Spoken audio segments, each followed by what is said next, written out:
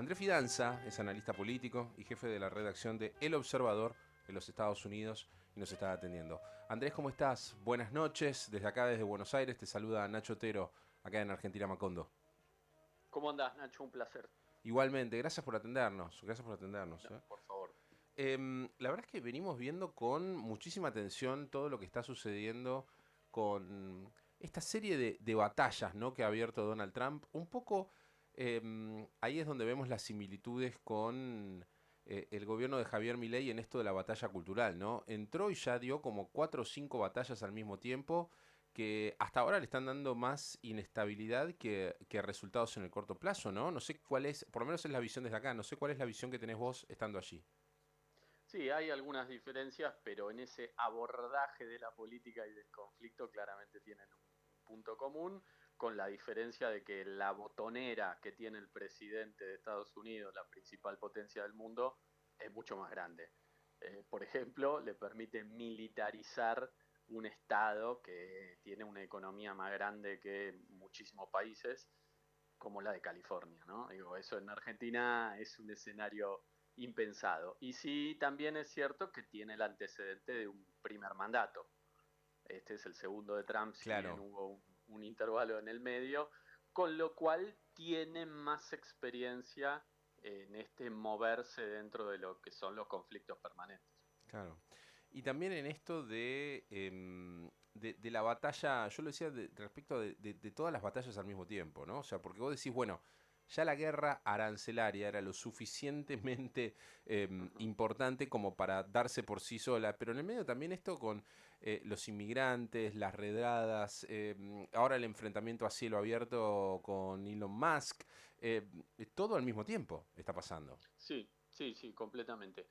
Yo ahí creo que el único escenario de esos que no eligió del todo fue el divorcio escandaloso con Elon Musk. Sí, ¿no? Lo de la guerra comercial, sí, se lo buscó porque estaba convencido de una política más proteccionista, más arancelaria, si bien está dando marcha atrás después de su plan tan ambicioso. Y después esto último, la diferencia que yo te marco respecto a la guerra comercial y esta guerra que estamos viendo en Los Ángeles es que esto le puede llegar a convenir. La guerra comercial me parece que no, pero hacer bandera con el tema migratorio, que te digo fue uno de los temas principales de la campaña, y no me animo a decir que ganó por eso, pero fue uno de los issues centrales, puede ser un escenario deseado para Trump, aún con el desborde, aún con los autos incendiados, aún con los choques entre manifestantes y fuerzas de seguridad. Yo creo que este es un escenario deseado para Trump. El votante de Donald Trump que está a favor de todo esto, que dice, acá como los libertarios dicen fue exactamente lo que voté y dice lo Ujú. mismo en Estados Unidos cuando de repente están Sí. estas medidas, lo hace porque está esta sensación casi como capítulo de South Park de decir los inmigrantes vienen y nos sacan nuestros trabajos o por una cuestión más ya xenófoba de no querer compartir territorio con alguien que no hable inglés o que tenga diferencia cultural. Bueno, hay de todo, ¿no? Finalmente a Trump lo vota el núcleo duro más maga que puede tener alguna beta xenófoba, pero también lo terminan votando personas que en algún momento votaron a Obama, sin ninguna duda.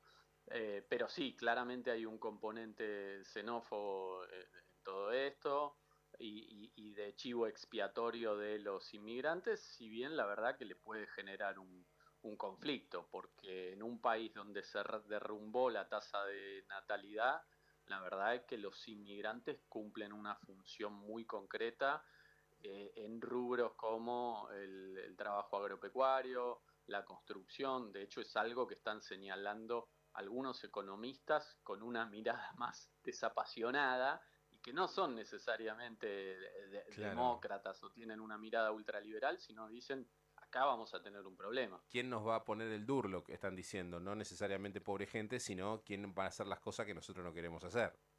Sí, por supuesto, digamos, quién va a cortar el pasto en el jardín, cuidar la pileta, cuidar a los chicos, pero te agrego ahí también la mano de obra más calificada en Silicon Valley, que también se nutre de muchísimos inmigrantes.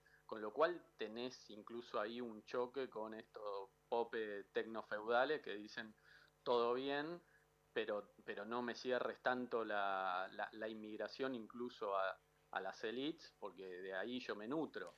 Porque, Y te lo menciono por sí, sí, sí. estos idas y vueltas que hubo con la posibilidad de cerrar las becas o que ingresen estudiantes extranjeros a universidades de élite N- como Harvard o Columbia. No está siendo selectivo en esto entonces, o sea, es contra la inmigración sin importar el estrato social, en definitiva, porque vi que también este influencer senegalés, nacionalizado italiano, Gaby Lem, también había tenido problema con eso, que lo habían ido a buscar, que le habían dicho que se tenía que ir a Estados Unidos porque la visa se le había ya terminado.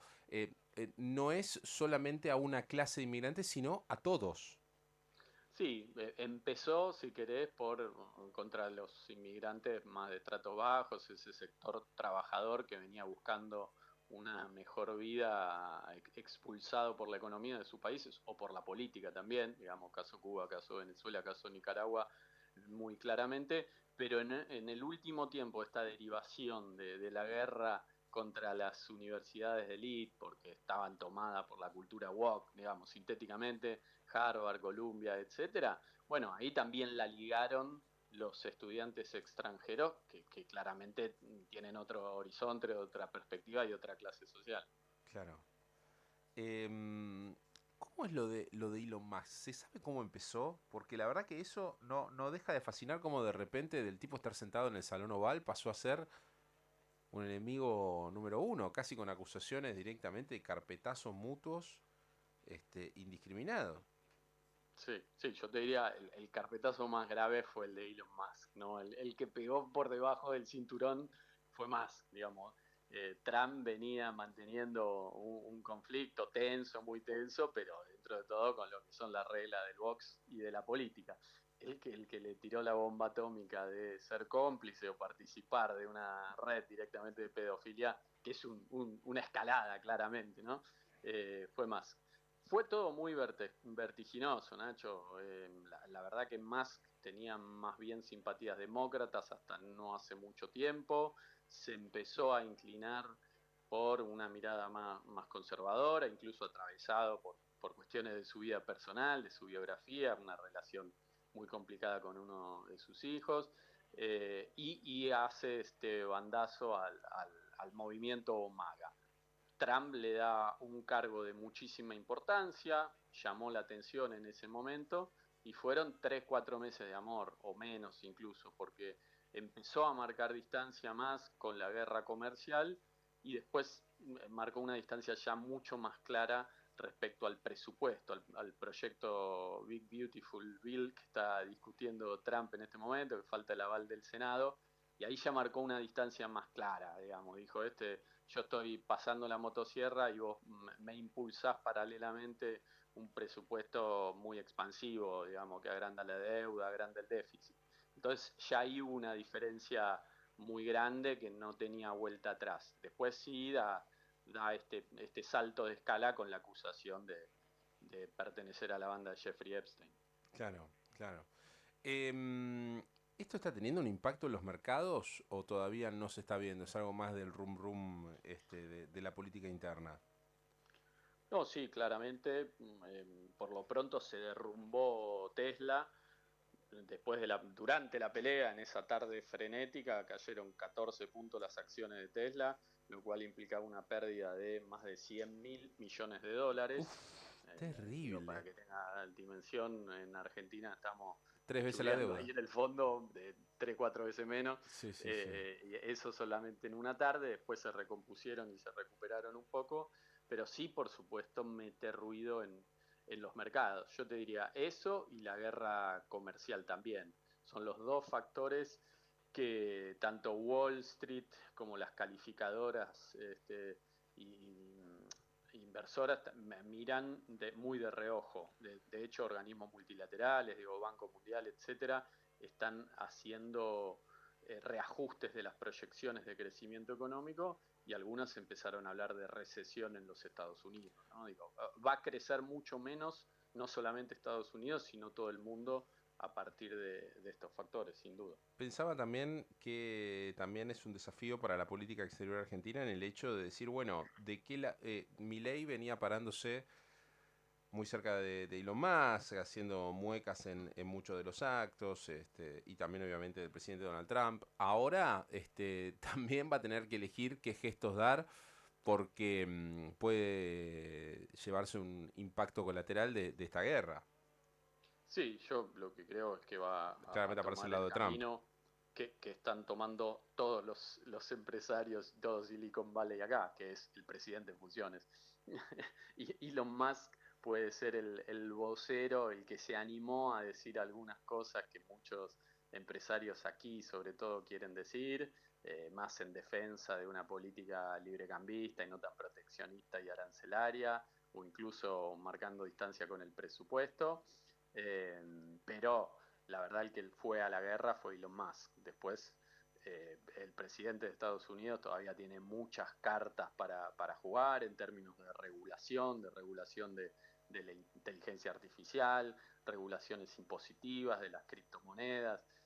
En ese sentido, digo, se van a alinear con el presidente por lo pronto en la corta. Y me parece que Milei también, digo, por supuesto, va a seguir la relación de jefes de Estado con el presidente de Estados Unidos. Claro. Además, hay que decirlo, digo, Elon Musk tampoco es que hizo alguna promesa de inversión de autos Tesla en Argentina o una inversión que vos digas, esto te cambia la ecuación en el país. No, Tuvimos para el nada. Starlink, Fueron todas promesas, pero nada más. No, no, sí, por supuesto, por eso. no tuvimos mucho más, que digamos.